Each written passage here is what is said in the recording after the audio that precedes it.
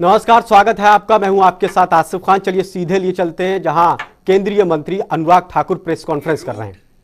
सुरक्षित भी है, सैनिटाइज्ड भी है।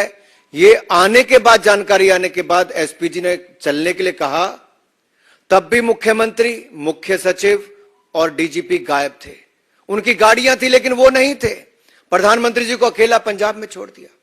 और जिस पुल पे जाकर वो उनका काफिला रुका, उससे मात्र 100 मीटर की दूरी पर आंदोलनकारी, आप कल्पना कीजिए भारत के प्रधानमंत्री पुल पर हो, 10 किलोमीटर की दूरी पर पाकिस्तान का बॉर्डर हो, जहां पे तोप की आप रेंज में हो, स्नाइपर्स की रेंज में हो सकते हो, वहां से गोली बारूद चल कुछ भी हो सकता था।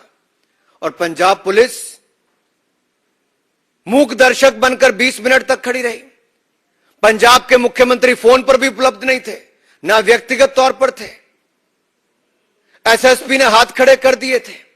आखिरकार ये रूट किसने बताया था आंदोलनकारियों को? रूट पर कैसे आए? मात्र 100 मीटर की दूरी पर आंदोलनकारियों ने कैसे घेरा बना लिया? कुछ भी हो सकता था। लेकिन पंजाब के उस समय के मुख्यमंत्री, कांग्रेस के नेता ये कहते 20 मिनट ही तो थे। अरे 2 मिनट भी बहुत होते हैं कुछ भी होने के लिए। इस देश ने बहुत बड़े बड़े नेताओं को, चाहे प्रधानमंत्री हो, पूर्व प्रधानमंत्री हो, पूर्व मुख्यमंत्री हो या बड़े नेता हो, बहुत को खोया है।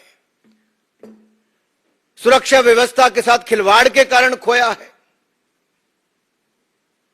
ऐसी स्थिति क्यों पैदा की गई? महत्वपूर्ण लोग घटनास्थल से गायब क्यों थे? यह सवाल बार बार उठता है। और यही नहीं, प्रदर्शनकारियों को प्रधानमंत्री के रूट के बारे में जानकारी किसने दी? और अगर ये सुरक्षित और सैनिटाइज रूट था तो आंदोलनकारी आए कैसे?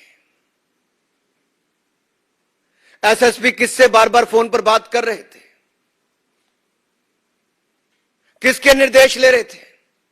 मुख्यमंत्री ने बहाना मार दिया कि उनको कोविड है, लेकिन चंद घंटों के बाद प्रेस कॉन्फ्रेंस भी करते हैं, पब्लिक से भी मिलते हैं और बगैर मास्क के मिलते हैं। कांग्रेस के उस समय के मुख्यमंत्री अपने दिल्ली के बड़े नेताओं, आकाओं से, जिस परिवार का इस पार्टी पर राज है, उस पार्टी के नेताओं को बार बार जानकारी देते हैं कि सुरक्षा में ये हुआ, ये हुआ। तो ये जो उन्होंने कहा कि ये सुनियोजित, वो उन्होंने तो कहा स्वाभाविक था। क्या कहा उन्होंने? मुख्यमंत्री चन्नी ने उस समय कहा यह कुदरती थी। सुरक्षा भंग होना कहते कुदरती था, स्वाभाविक था। यह स्वाभाविक नहीं, सुनियोजित था। यह षड्यंत्र किसका था? क्या चाहते थे इस घटना से वो? पंजाब में जहां सिटिंग मुख्यमंत्री की हत्या हो चुकी हो, पहले इस देश में कई प्रधानमंत्री, पूर्व प्रधानमंत्रियों की हत्या हो चुकी, उस समय खिलवाड़ी किसके कहने पर हुआ? और इससे शर्मनाक बात क्या होगी कि बार बार चन्नी जी ने ऐसे बयान दिए। मैं तो यही कहूंगा कांग्रेस के नेताओं से कि आप चुनावों में ना घेर पाओ, संसद में ना घेर पाओ, सवालों में ना घेर पाओ, तो प्रधानमंत्री की सुरक्षा के साथ खिलवाड़ करो।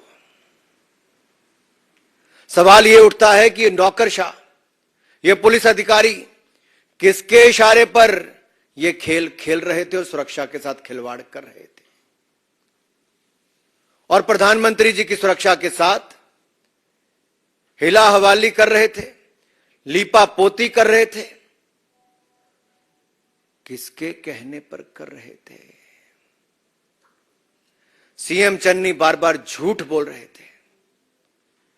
यह किसकी ओर इशारा करता है? किस परिवार और किस पार्टी के नेता को वो रिपोर्टिंग बार बार कर रहे थे? सीएम की भाषा में इतना घमंड, इतना झलझलापन, यह अपने आप में दिखाता है कि अपने आप नहीं, अपने आकाओं के इशारे पर काम कर रहे थे। यह कहना 20 मिनट रुके, कुछ हुआ तो नहीं, कितनी गैर जिम्मेदाराना स्टेटमेंट है।